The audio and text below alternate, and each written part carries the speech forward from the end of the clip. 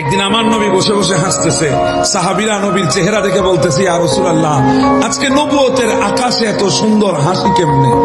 আমার নবী বলে, আমি হাসতেছি আল্লাহর দুইজন বান্দার ঝগড়া দেখে, কথা বাড়াবাড়ি দেখে আমি হাসতেছি। কোথায়? বলে কিয়ামতের ময়দানে। আল্লাহ দুই বান্দা, আমার দুই উম্মত কথা কাটাকাটি করবে একজন আরেকজনের সাথে। তুই কেন খুশি? কথা কি আছে? আমার নবী বলছে আছে।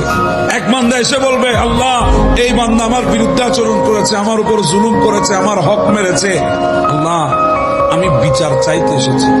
আল্লাহ বলে, তার তো কিছুই নাই তোমাকে দেওয়ার মতো, তুমি একটা কাজ করতে পারবা, তাকে মাফ করে দাও।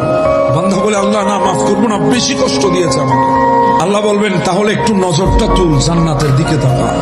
ওই বান্দার নজর তুলে জান্নাতের দিকে তাকাবে, দেখছে বিরাট এক মকাম, ঘর, রাজপ্রাসাদ তৈরি হয়ে আছে। বলবে, আল্লাহ এত সুন্দর রাজপ্রাসাদ? বলে, হ্যাঁ। কার জন্য জানিস? বলে, হ্যাঁ জানি। কার জন্য? নবীদের জন্য। বলে, না। তাহলে আউলিয়া কিরামের জন্য? বলে, না। তাহলে নবীর সাহাবীদের জন্য? বলে, না। বলে, না না, তাদের জন্য না। তাহলে আল্লাহ কার জন্য?